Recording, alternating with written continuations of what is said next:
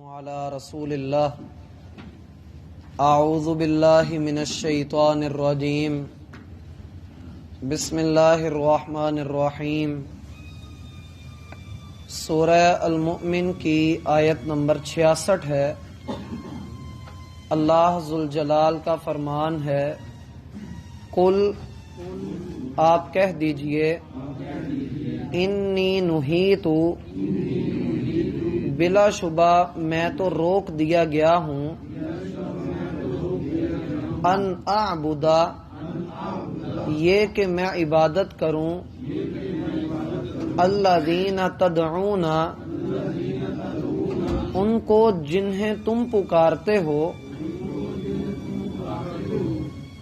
دوبارہ پڑھیے گا اس کو، الذین تدعون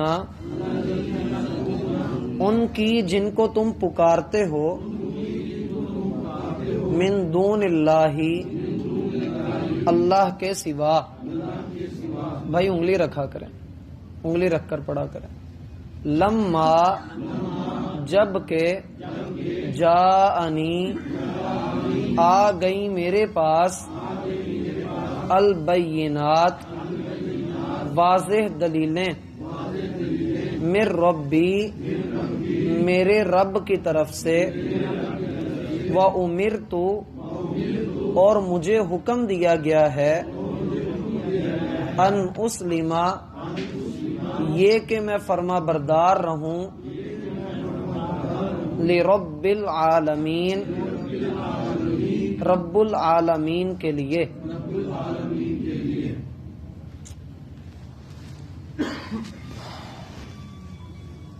احباب گرامی،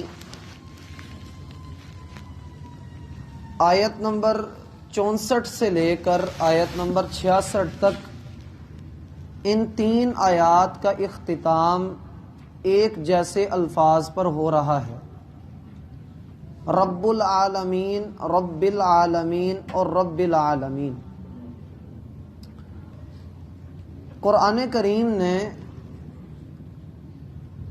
جہاں کہیں بھی اللہ تعالی کی وحدانیت کا دعویٰ کیا ہے، اس کی الوہیت کا دعویٰ کیا ہے، وہاں پر اللہ کے رب ہونے کے دلائل کے ساتھ اللہ کی الوہیت کو ثابت کیا ہے کہ اگر اللہ رب ہے، جیسا کہ سب مانتے بھی ہیں کہ اللہ ہی ہمارا رب ہے، تو پھر وہی رب تمہارا الہ بھی ہے۔ ہم نے عرض کیا تھا کہ اس سورت کا بنیادی موضوع دعا ہے کہ اللہ کے سوا کسی اور سے دعا کرنا۔ مشرک آدمی یا در در کی خاک چھاننے والا وہ اللہ سے دعا اس لیے نہیں کرتا کہ وہ اللہ سے بدگمان ہوتا ہے، اللہ سے مایوس ہوتا ہے، اور اللہ کی رحمت سے مایوس صرف وہ ہوتا ہے جس کے دل میں کفر ہے۔ اِنَّهُ لَا يَيْأَسُ مِن رَّوْحِ اللَّهِ إِلَّا الْقَوْمُ الْكَافِرُونَ اللہ کی رحمت سے سوائے کافروں کے کوئی اور مایوس نہیں ہوتا۔ یہاں جو آیت نمبر 66 آج ہم نے پڑھی ہے، یہ اس دعا کے موضوع کی آخری آیت ہے۔ اس کے بعد آیت نمبر 67 سے لے کر آخر سورت تک عام انداز جو مکی صورتوں میں اختیار کیا جاتا ہے ہمیں وہ نظر آئے گا، یعنی اس کے بعد بہت ساری نئی باتیں ہمارے سامنے آنے والی ہیں۔ ابھی تک ہم ایک موضوع کو پڑھ رہے تھے اور وہ تھا دعا، اور انسان کو یہ سمجھانا تھا کہ تم جو دعا اور عبادت میں فرق کرتے ہو، اللہ کے ہاں یہ فرق نہیں ہے، دعا ہی اصل عبادت۔ اس کے بارے میں ہم نے آیت نمبر 60 میں بڑی تفصیل سے پڑھا بھی تھا، اور چند بھائیوں نے اس آیت کو یاد بھی کیا تھا۔ وَقَالَ رَبُّكُمُ ادْعُونِي أَسْتَجِبْ لَكُمْ اور تمہارے رب نے کہا کہ مجھ سے دعائیں کرو، میں تمہاری دعاؤں کو قبول کروں گا۔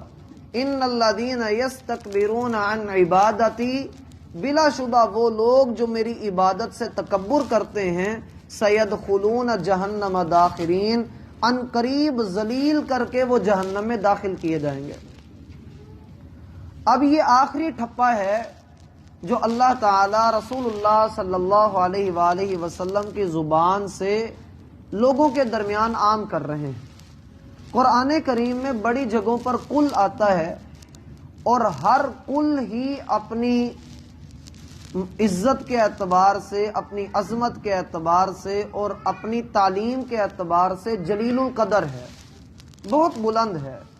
وہ اور بات ہے کہ ہم نے 4 کل مشہور کیے ہیں، اصل میں قرآن کا ہر کل ہی بڑی اہمیت کا حامل ہے۔ فرمایا کل آپ کہہ دیجئے، اور یہ کہنا صرف یہ نہیں ہے کہ بس ایک بات کہہ دی، بلکہ بار بار اس بات کو دہرائیے، لوگوں میں اعلان کیجئے، کسی سے ڈریے نہیں۔ آپ نے یہ بات کرنی ہے، اسی طرح سے کرنی ہے جس طرح کرنے کا رب ذوالجلال نے آپ کو حکم دیا ہے۔ اور وہ بات کیا ہے؟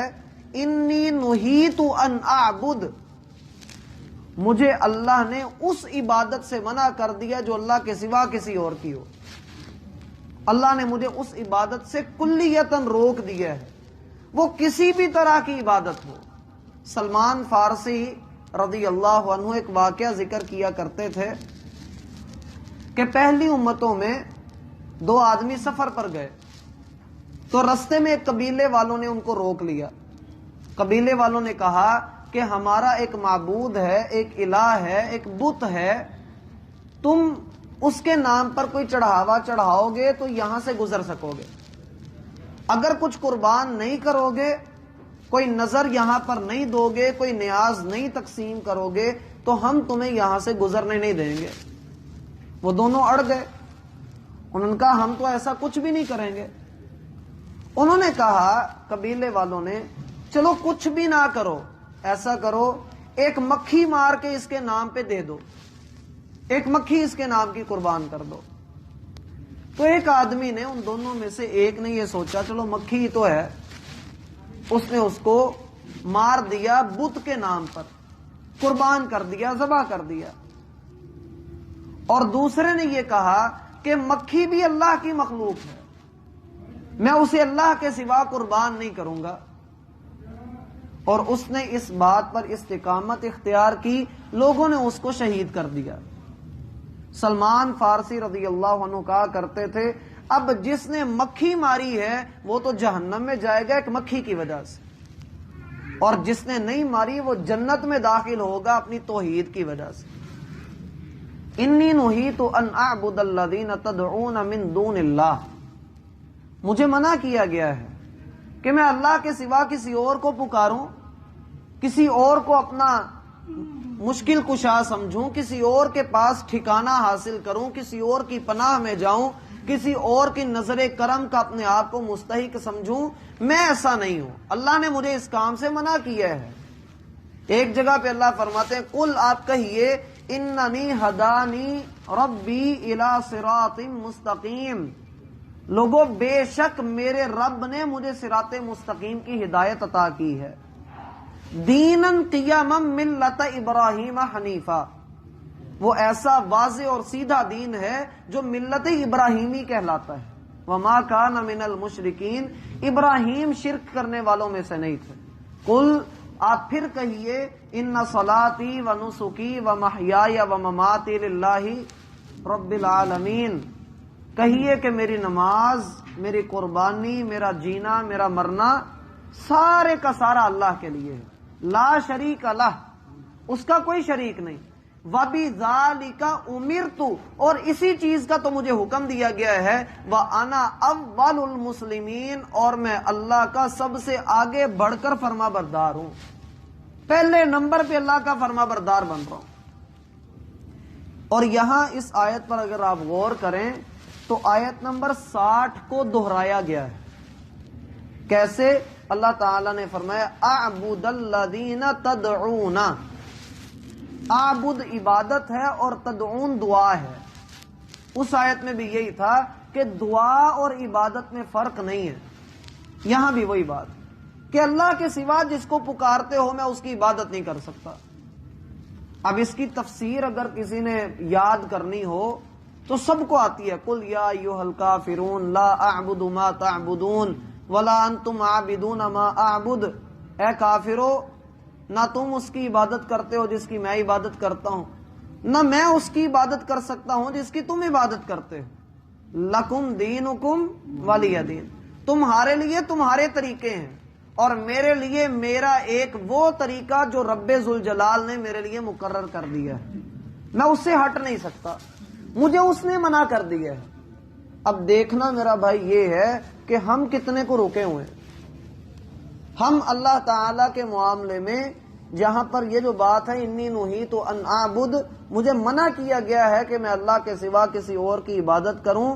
عبادت یہ بھی ہوتی ہے کہ انسان اللہ کے سوا کسی اور کو مانے، کسی اور کی مانے یا کسی اور کو مانے۔ مثلا دل میں کوئی خیال آ جائے، خیال کو مان لے، اللہ کے حکم کو چھوڑ دے، گویا کہ وہ اپنی خواہشات کی عبادت کر رہا ہے۔ اللہ کے علاوہ جس کو بھی پکارے گا گمراہی کے علاوہ کچھ نہیں ملنا۔